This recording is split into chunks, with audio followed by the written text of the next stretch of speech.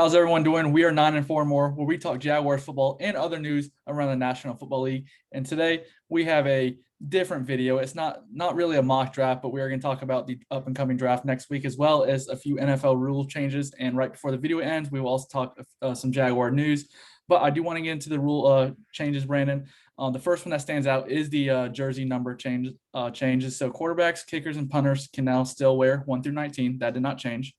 DBs 1 through 49, running backs, tight ends, fullbacks, and wide receivers 1 through 49 or 80 through 89. O-line 50 to 79, linebackers 1 through 59 or 90 through 99, and defensive line 50 to 79 and 90 through 99. So what are your thoughts on that? I mean, it's not a huge change. It's not like it's going to change the game or anything like that. Hopefully, players don't change their number just to increase jersey sales. Probably the most glaring thing is linebackers being able to go into the single digits, and then so you're going to have wide receivers and running backs playing with linebackers basically the same number. I mean, it shouldn't cause too much of a distraction, but that's probably the biggest thing is why linebackers get the same as the position players. Kind of a little weird, but I mean, it's not anything to really complain about. Yeah, I agree. There's no big deal. The only thing I was like, long as that quarterbacks can still stick with 1 through 19, as long as they don't do some big number and it looks ridiculous. Yeah. So I'm cool with it. I mean, other than that, we talked about earlier, I don't think a lot of players are going to switch jerseys. Only a few, more so the younger players, I think, that just came in the league within the past 2 years. I mean, Stephon Diggs said that he's sticking with 14 because too many people bought his jersey. So I don't really think it's going to be that big of a deal, honestly. Yeah, 100% agree. So other rule changes: no overtime in preseason. I'm 100% cool. No need to get people hurt. I mean, it's a tie. We can have ties. Yeah, it's preseason. It's no big deal. Honestly, I was always for instead of 15-minute preseason, like 10-minute quarters in preseason. I was always for that too. Really, who cares? I mean, it's good for the bottom roster guys, but honestly, training camp shows out more because you get to see them every single day. You see who's better than anyone else. Yeah, you can play different in the game, but really preseason doesn't matter. Yeah, that's also why a lot of coaches in preseason went for 2. They did not want to go for no tie. So they could care less if they won or lost in preseason. Let's go home. Yep.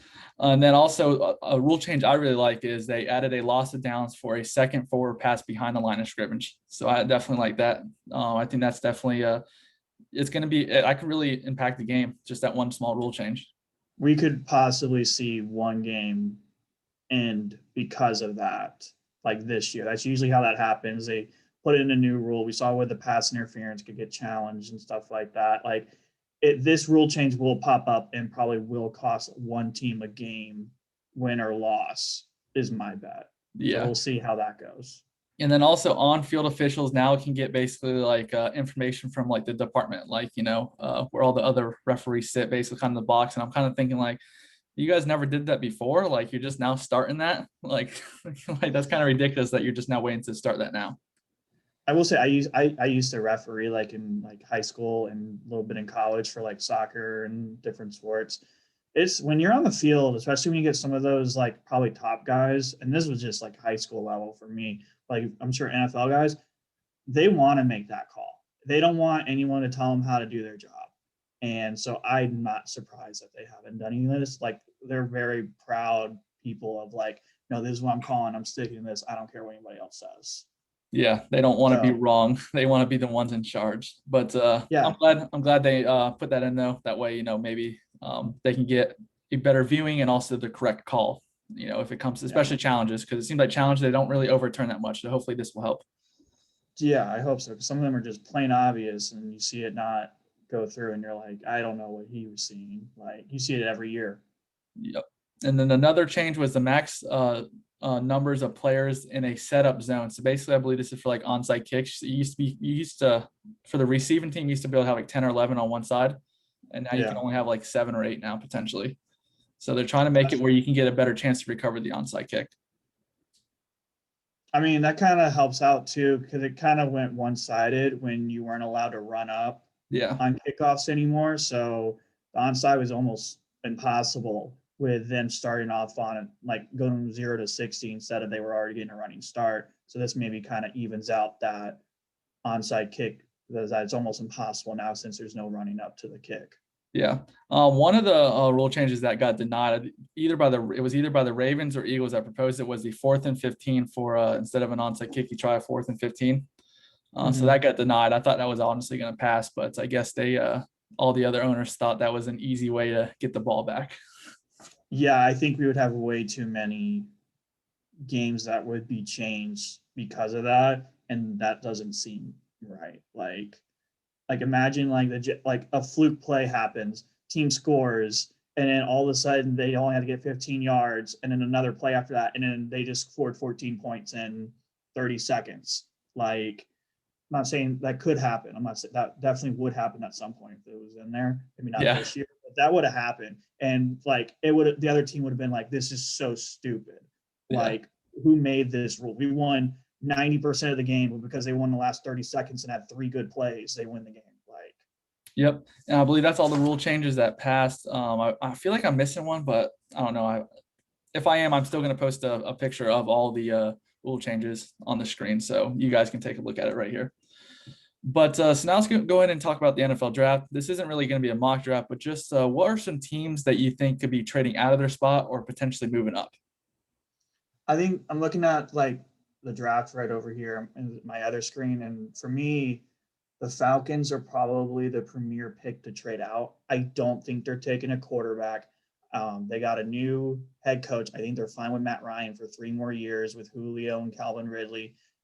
I would go Pitts there, and that's where they could go. But if they get a good enough offer, let's say from the Broncos, I think the Broncos want a quarterback. And Trey Lance could be there if 49ers go Mac Jones. And I don't think Justin Fields is going to be taken that high anymore because of the epilepsy thing. It's just another mark on his resume that you don't necessarily, other teams aren't looking for. You don't want your quarterback to have a history of Which epilepsy. is still crazy. I Uh, think he would still be my quarterback too, though, honestly. Just Yeah, to, I know. One skills wise, I think he's still the best, but it's just another risk thing. And apparently, yeah. he's already number 5 on some boards. That's not going to move him up to number 4 on their board.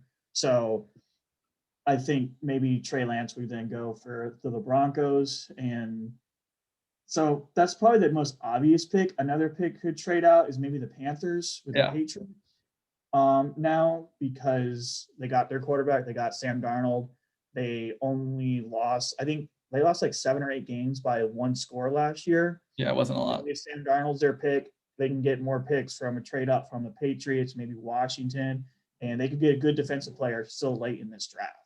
Even a good, probably offensive lineman, which is really what they need too. Yeah. So to me, those are the top 2 teams, the Panthers and the Falcons. I could really see trading out within the top 10. Yeah, a surprise team that could potentially be trading out. There's some rumors that started yesterday and more so today is the Giants are open to trading out of that pick 11.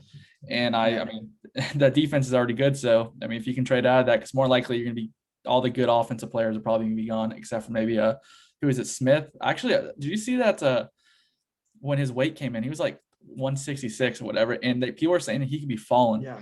because of that. Yeah. I don't understand. You would thought he would have tried to come in heavy, like to the physicals and things like that, not super, even skinnier than he was, I believe, playing. I think because Alabama had him like in the 170s kind of range. Could have been a lie.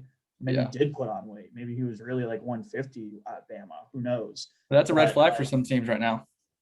yeah, like he's gonna fall for that weight. Like you can kind of work with 170. You can NFL diet training. You could probably get up to 180. He's fine.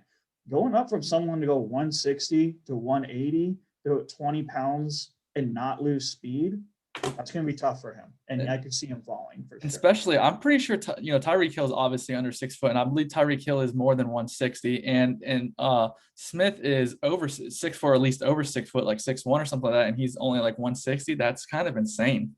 I don't know if he works out. Like I don't know how you could be 6 feet tall, weigh 160 pounds, and be an NFL player like in the gym. Like I don't know how that's physically possible. So I Yeah. don't know if he has a high metabolism or what it is, but you can't play in the NFL at 160 when you got corners that are 190 running just as fast as you. Like he's going to get bullied on that line. Yeah. He won't be able to get past them. Let him fall to 25 though. I will snag him in a heartbeat though.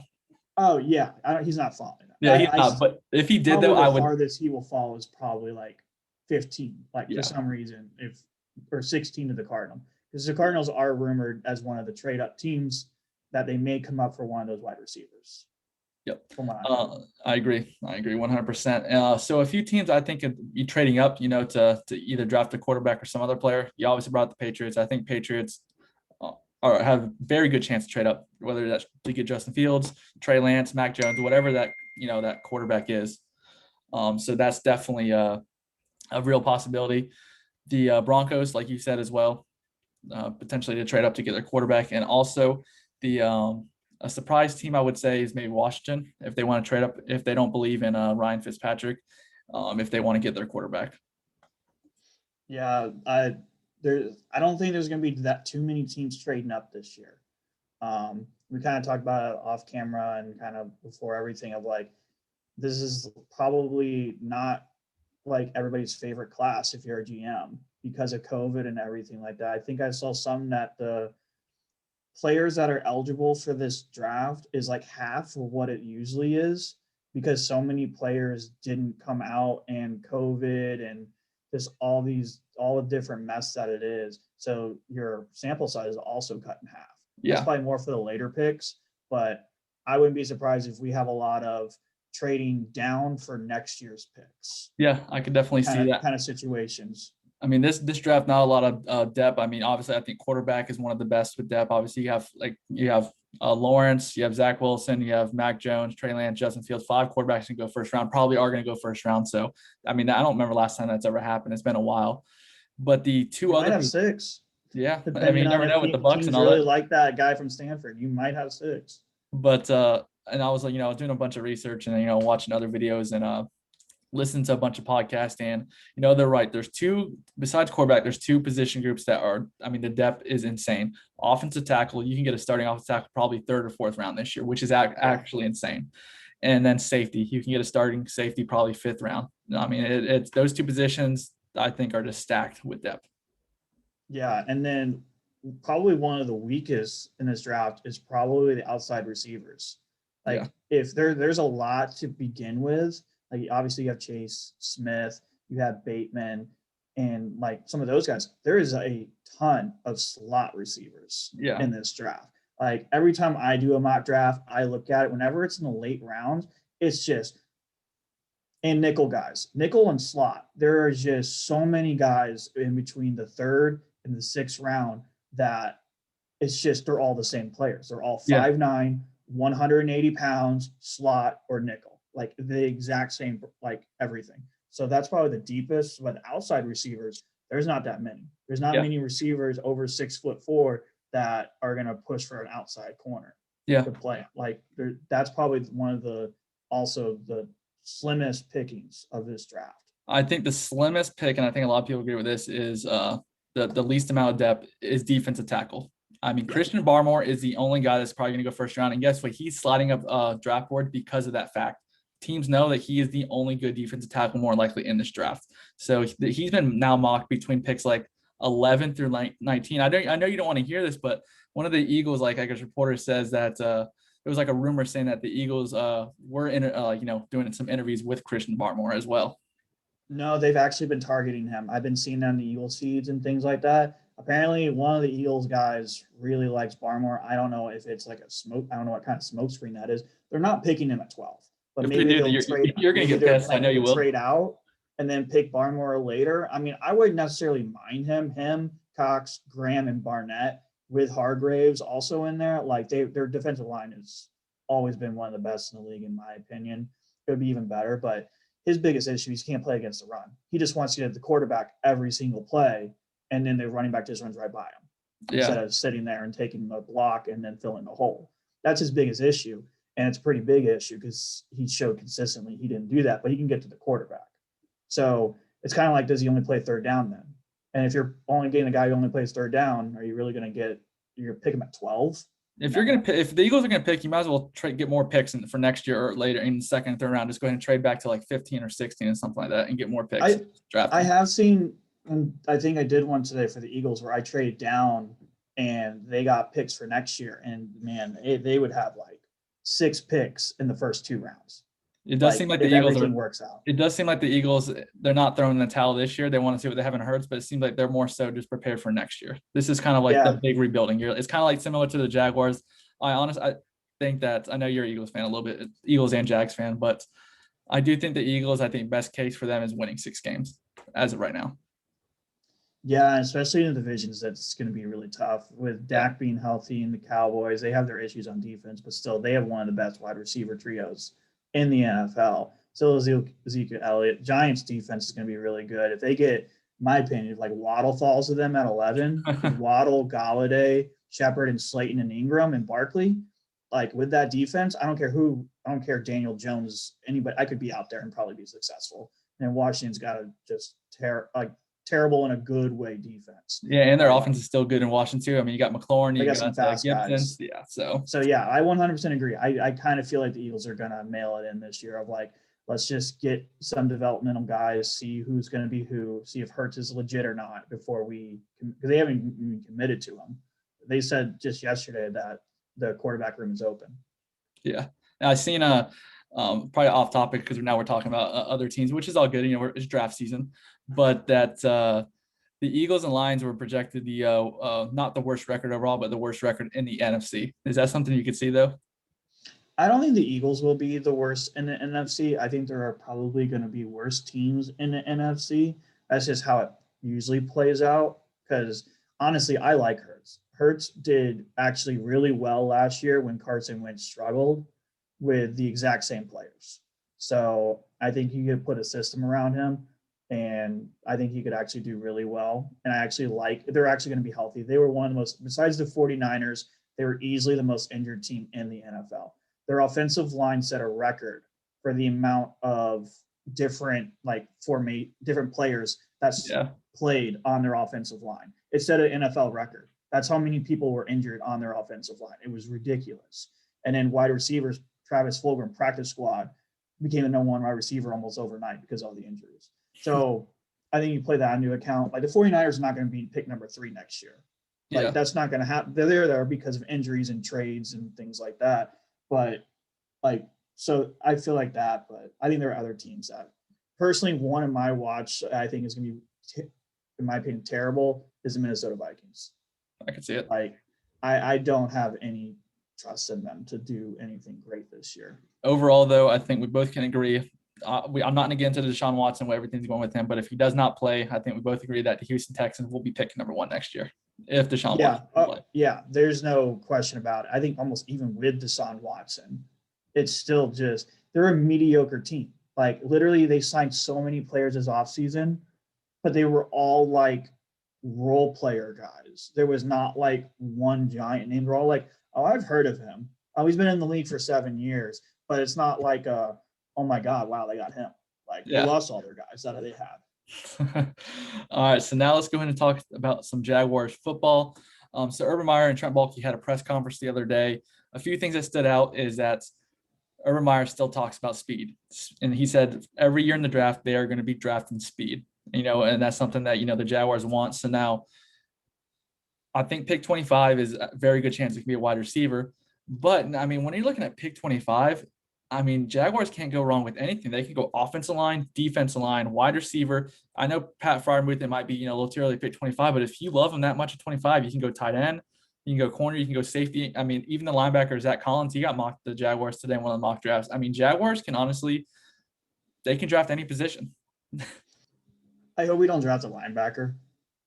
Like that's like the one position that's like we're pretty good. Like Schobert's not the best in coverage, but he's still a very good like run stopping middle linebacker. Jack is one of the best linebackers in the league, and then they just signed his name Williams. is blank from Kansas City, Yeah, who is pretty decent too. Like to me, we have Quarterman, Quincy Williams. We just reassigned Dakota Allen. I mean, and then Josh Allen, Chase Sean are probably going to be listed at linebacker since we're going to be base as a 3-4, but still play a little 4-3. So they're going to be listed as linebacker as well, though.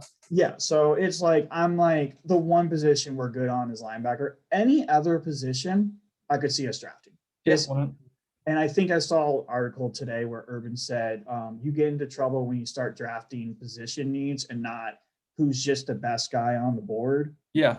And that's what they need. They need to keep that mindset. No, and exactly. Who's going to be the best player available? Well, Let's get the guy who's the best player available right here, right now. I don't think they're going to do position.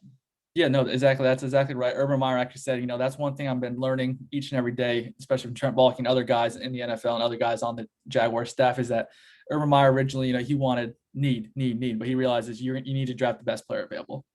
And whether that ends up being need, and they go, coexist, then awesome. But, best player available is always that's always the best way to do it and best routes. Urban Meyer also talked about they said that they haven't decided who's going to be the number one pick, like that Shad Khan's decision. But I mean, let's be honest, he's not going to come out here and say it's Trevor Lawrence. Of course, he's going to say that for the media. He has the playbook. Yeah. Like they're forming plays for him every day on the phone of what do you like, what do you not like.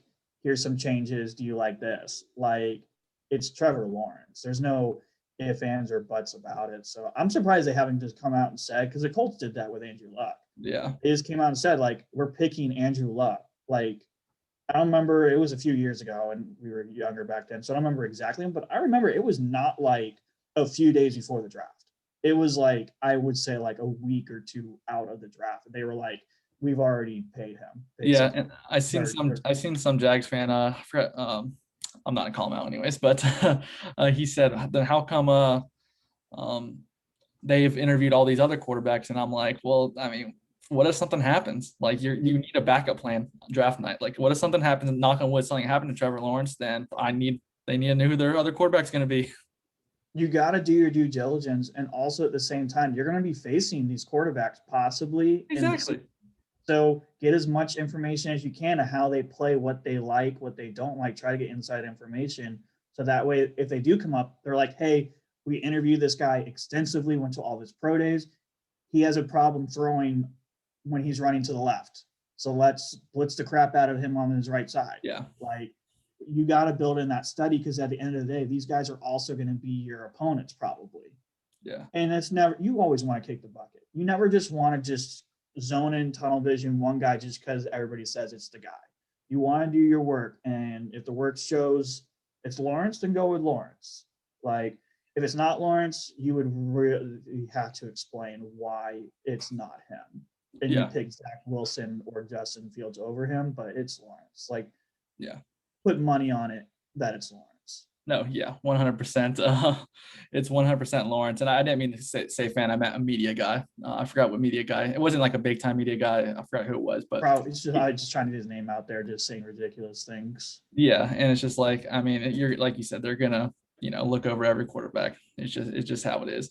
One thing that kind of stood out in my press conference, not my press conference, Urban Meyer's press conference when I was listening to it, was that he talked about offensive line. He believes these five can be really good and really great pieces for the Jaguars. The two tackles are still young with Cam Robinson and Jawan Taylor. Inside are more veterans. They all can be very good in this league. So that makes me think that the Jaguars, and he did bring up they are going to get offensive linemen for competition as well as for depth. But that off of those words, I don't really think they're going to draft them at 25 or 33. No, I don't think so either. And I just, like we said earlier, you could get an offensive tackle in the third round. You could become a starter. Like, that's probably where they're going to draft it. Probably that first pick in the third round. If they like a guy there, they're going to get him. But they're also going to do the best player available. Like, what if they really like Jenkins from Oklahoma State and he's there at 25, and they're like, and let's say like Farley's gone, all Moorhig is gone. Let's say like your pass rusher is gone, and just like everybody's gone that you thought would be there, but for some reason Jenkins fell. By that standard, you would still go like, oh, well, he's the best player available. We had him pick like 13 to the Chargers, and he came all the way to 25. And everybody else we see here are like, we could probably get with 30, 33. Let's take this guy. So that's probably the only way they take a guy there. But yeah, anything could happen. 25 is easily one of the hardest picks to pick this year, I think. Yeah. So nationally, every time I see Jaguars for 25, it's a different player from every single person. Sometimes multiple people, they switch it up. They could go anywhere. Yeah, and don't be surprised that the Jaguars either trade up, trade down. I mean, Jaguars are open to anything. Depends what their draft board looks like. Urban just said they were 95% done with their draft board, so they still have a little bit more research to do. But for the most part, they have their draft board and research complete. Which I mean, at this time, you probably should. Nothing's probably going to change within the next week unless someone gets hurt or something like that.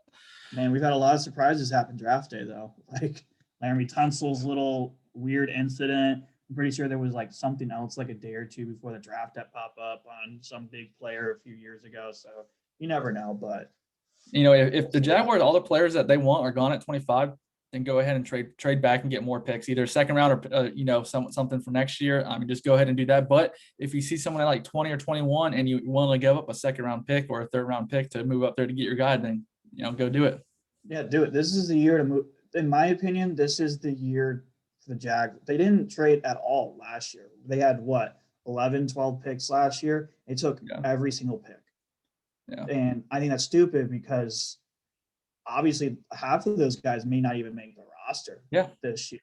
So you just wasted 6 picks that you could have traded for this year or traded up for last year and gotten a better player than what you got. So I think they're not going to make that mistake this year. I expect the Jags not to use every single draft pick this year, and they are going to either trade up or trade into next year's draft. Yeah, I agree 100%.